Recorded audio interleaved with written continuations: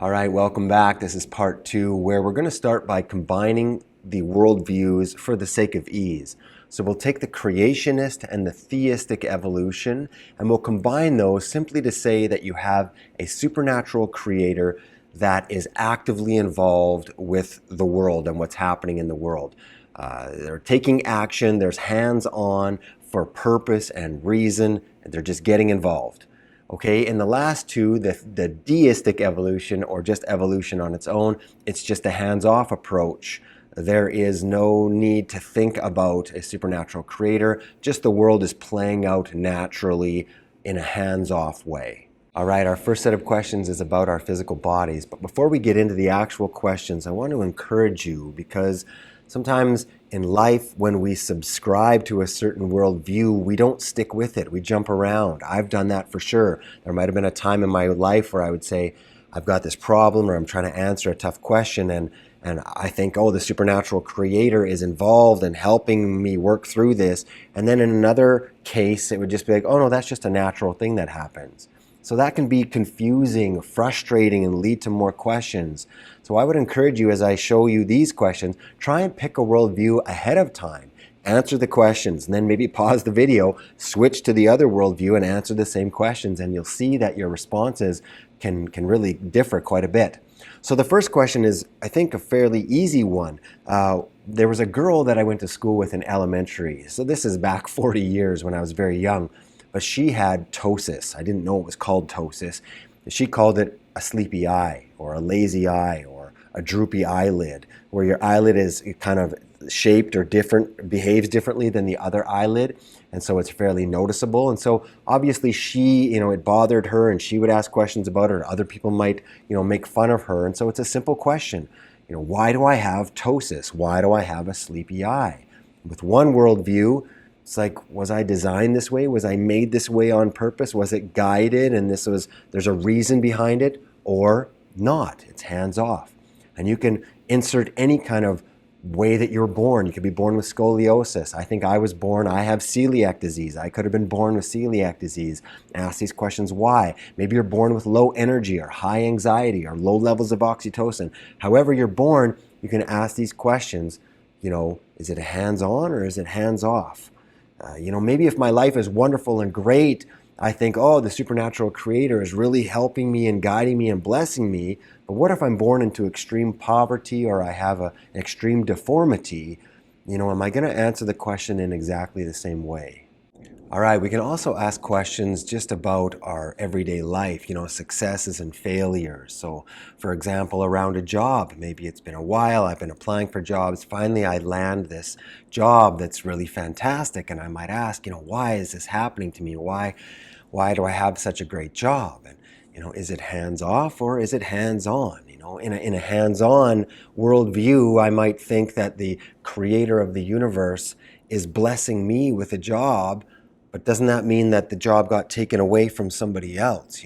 Does that work with those different worldviews? Or, I could think about the sale of a home. I've been waiting so long and working hard, and finally I've got my home sold, and I've made quite a bit of money off it. Doesn't that mean that the supernatural creator wants me to have more money in my bank account than somebody else? They get to have less money in their bank account. Is that how that works? Or relationships, I'm in this relationship and maybe there's a terrible breakup. Or the other way around, it's been a long time and suddenly now I'm in this loving relationship. Does it make sense that the creator of the universe is guiding things and changing things and changing people's minds and decisions and controlling behaviors, so that in the end, the two people either end up together or they get separated, and it's all according to the plan from above? Isn't that overriding the free will decisions that the humans are making in the first place? So these worldviews matter when it comes to how relationships play out, and as far as free will goes, for example. Or maybe it's something like something in my house happens, my basement floods. Is it hands-on or is it hands-off? In a hands-on model, maybe I'm being taught a lesson, or I'm being humbled by the creator of the universe. In a hands-off, It's just the rains came and they flooded out my basement and nobody's out to get me. It just happens. Now we get to the tough questions, when bad things happen. Car accidents, for example, I could ask myself, should I pray for protection before I go on my next road trip? It depends on my worldview, if there's a hands-on or hands-off. In a hands-on worldview, is a supernatural creator involved in highways and what's happening on the roads? Does a supernatural creator cause car accidents to happen? We'd say, oh no. But does a supernatural creator prevent car accidents and save people? Oh yeah, and so we got two different worldviews going on here, but they seem to contradict each other. So one worldview might just sort things out and make it, a little more tolerable what happens on the highways, for example. Another one is school shootings. You see this atrocity on the news, maybe somebody's on there and they're crying out to God, dear God, how could this happen? Why is this happening? And so we're blaming God for these, brutal acts, for murder in general, across the globe. How do we deal with that, And your worldview on this, whether or not it's a hands-on or a hands-off, can impact the way that you handle these crises and also what we do about them. Obviously, it seems like if there is a supernatural creator, that being is allowing these things to happen. And so that being allows bad things to play out. And so does that mean that, if they don't stop evil, do they start good? Do they do good? And they don't stop evil, but they do good. It's again, this contradiction, and I think it leads to a frustrating understanding of the world, and again, what to do about it. For example, in 2020, 627,000 people died of malaria, which is a preventable illness. And so, we've got these natural disasters, these a landslide or a tsunami where people are dying. What should we do?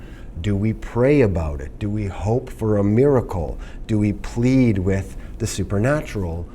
Or on a different worldview, we understand it's part of the natural world and it's our job to do battle and to fight against all these things that are happening across the globe. Why did I develop cancer, or why did I get sick? And people have different, thoughts about this, and some of them are pretty disturbing. I got cancer because I'm being punished. I've done something wrong. Like there's some kind of cosmic chess game going on where I make a certain move and then the person running the universe makes a certain move back, and that was the wrong move, and I'm beating myself up and I'm getting punished, and so I'm getting sick. I think it's dangerous and a little bit depressing, maybe even disturbing to think along those lines, where a different worldview in this case is just healthier than thinking that there is some kind of mind game cosmic punishment going on. Another one that struck home with me was Ravi Zacharias. And so there was a time in my life where he's a Christian evangelist, not a televangelist at all, but just runs a very large ministry to provide proof and reason for the existence of God and the truth of the Bible. And I've, at one point in my life bought several of his books and used his books to help young people. And all along it turns out that, this guy is a pretty bad guy, where there's rape charges against him, definitely sexual abuse, and, spending money to travel across the world and engage in this abusive relationships with women. And it's just brutal.